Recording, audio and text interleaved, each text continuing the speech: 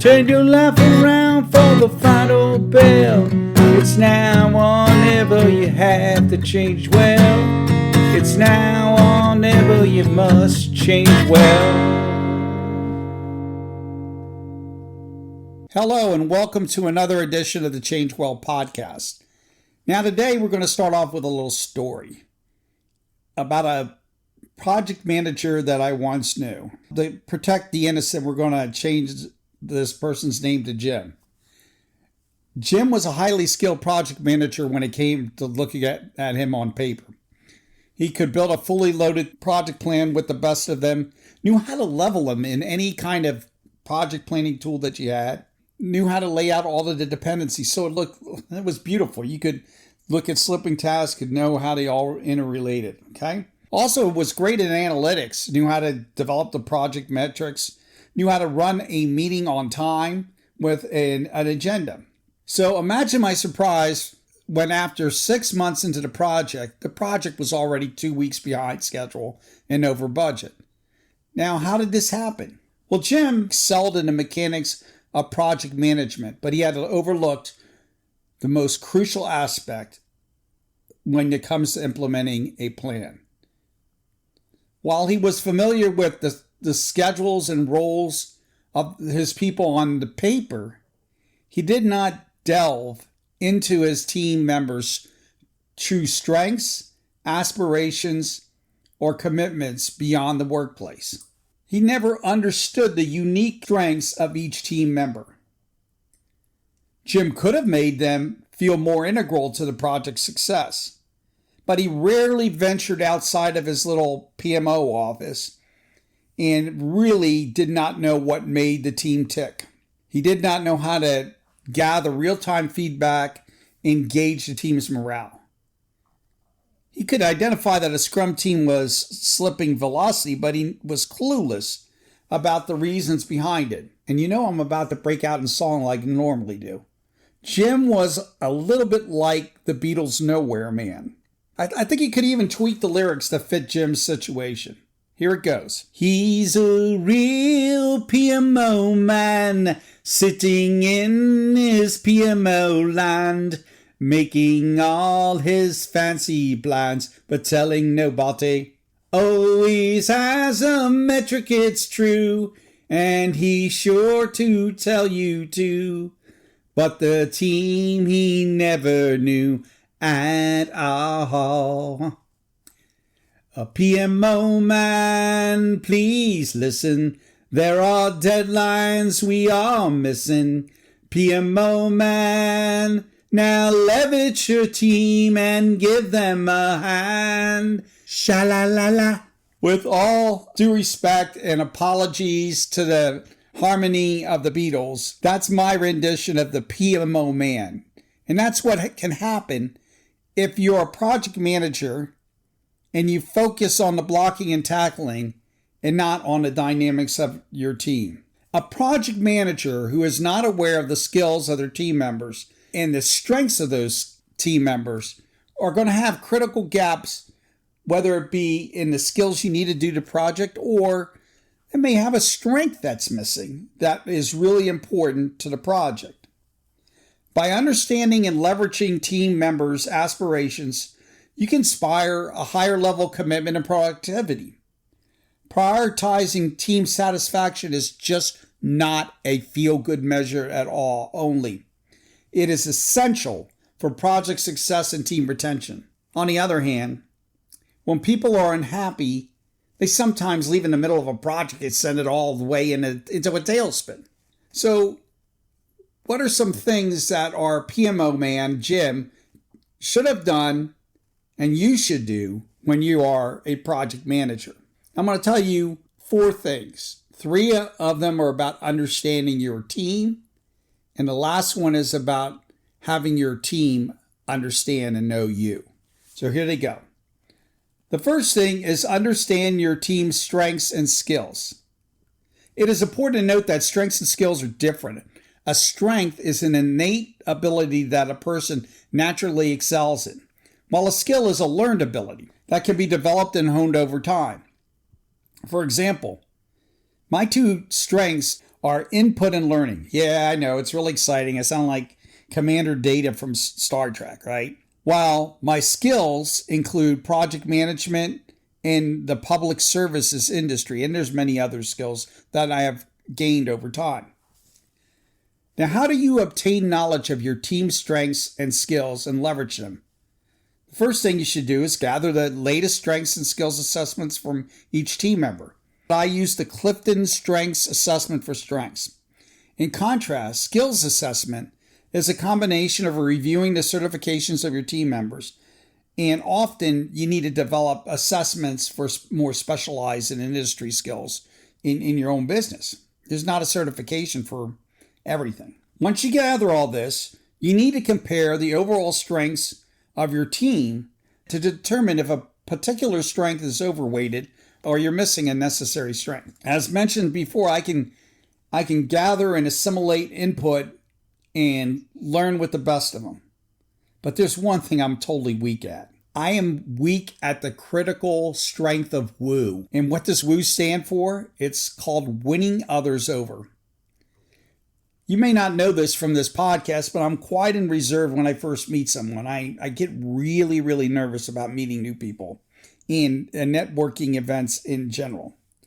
This is why I always had a person that teamed with me on my projects when I needed woo. And there were two colleagues, Andy and Seb, who excelled in woo. And what we would do is I would learn all about the next project or plan. I would learn all the new elements we needed and consume it and figure out all the big risks. And then I would work with them to introduce me to the stakeholders, and they would soften the turf and go out and meet and greet everybody, help me assimilate into a new group. So that's the way you can combine strengths together. And you should get the strength assessment of all your players and find out if you have any gaps, a strength that you really need on the project, so you might have to rejigger your team. Lastly, you should look for gaps between your team members' skills and those needed. Now, how do you define your skills? The best way I know is you go out and you look at the project and find every single skill. You look for even the most minute third-party skill. A lot of times some critical third-party software that you got an API on and you need a skill in there, or that will fail and the project website won't work even though it's only one element of it. So you see, this is a bit different than the strengths analysis because skills are often specialized. And you've got to look at the skills on your team and the matrix that you laid out of what skills you needed. And sometimes you'll find gaps. Second, you can't always be single-threaded. So if you only have one person with a specific skill, you need to cross-train them, have them cross-train someone else, so you won't have a problem when that skill is necessary or that person leaves the project, people leave the project. The second thing about knowing your team is you need to know your team members' personalities and overall team dynamics. Even the most skilled team with an abundance of strengths and skills sometimes fail if it does not have a good chemistry. Take, for instance, the 2013 and 14 Los Angeles Lakers. They had Dwight Howard on it, Paul Gasol, Kobe Bryant, to name just a few. Yet they barely made the playoffs and were swept in the first round. This was primarily due to personality conflicts, the biggest being between Kobe and Dwight. Now, you need to avoid being the 2013 to 2014 Lakers. And the way you do that is a leader should know their teams and their project stakeholders' personality types. I recommend using an assessment such as the DISC assessment. We'll talk about what DISC stands for, which groups people into 4 primary categories. And here's what DISC is. Driver, also known as dominance. Expressive, also known as influence. Amiable, which is steadiness. And analytical, conscientious. So the second word, DISC, stands for dominance, influence, steadiness, and conscientious. This is rated in a quadrant type thing, and people fall into these 4 different personality types. No one's actually one only, but they are on a spectrum. Now, you use this knowledge to understand how a team member reacts to an assignment, a change, or an interaction. The knowledge is also very helpful in managing meetings and drawing out useful information from those personality types, not like amiable, that are less vocal. This awareness among team members. The third thing is know your team's aspirations and goals. Now, the reason you need this, especially aspirations, is that you can look at, let's say you have a gap in a skill or a strength on the team, and somebody aspires to that skill or strength. That's the person you cross-train. And here's a real-life example from a project I managed. Several of our team members wanted to learn about rules engines and wanted to become rules engine developers. This aspiration matched the gap we had on the project with this critical skill. By identifying both the skill gap and the aspirations of these people, we developed rules training and that helped the project and fulfilled the aspirations of some of the members that were there. And they went on to be like the expert rules engine person for our company. The second thing you can do is develop more inspiring project goals that align with the team members' individual aspirations. Let me give you another example for this one. And this comes from when I was a quality assurance director. We had a bunch of people excited about chatbot technology, but we also had a requirement from our client to train seasonal staff in a complex rules-based application.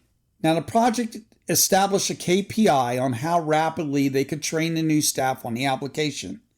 And so what our team did is they took their aspirations to learn about chatbots and they created a chatbot called Lola to guide the new employees through the most difficult steps of finishing their tasks in the new application. By doing this, the project exceeded the KPI and the project team members were more satisfied on that project. They were really happy. Everybody loved chatbots, and now with AI coming in, that was a lead in to even developing more skills in artificial intelligence. So we had less attrition, and we also had a happy client. So the last thing I want to talk about, be transparent and be open to 360 feedback. You should be transparent about the project's progress and be authentic in your leadership approach. Do not be afraid to tell hard truths. The worst thing you can do as a project manager or a leader of any sort is to say a project is on track when it is not. All that does is make the situation even more dire and makes your team not trust you.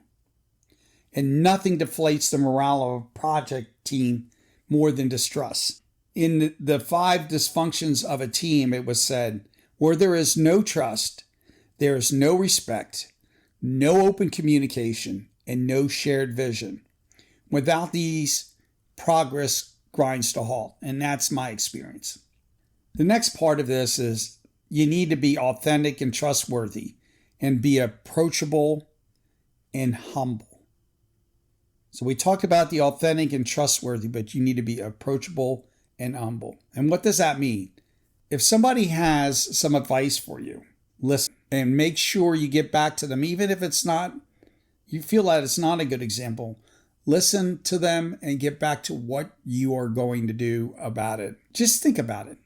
If you got a junior team member that notes something that you're doing wrong and he feels strongly about it, just think of the courage it takes for a more junior member to come up to you and give you that advice.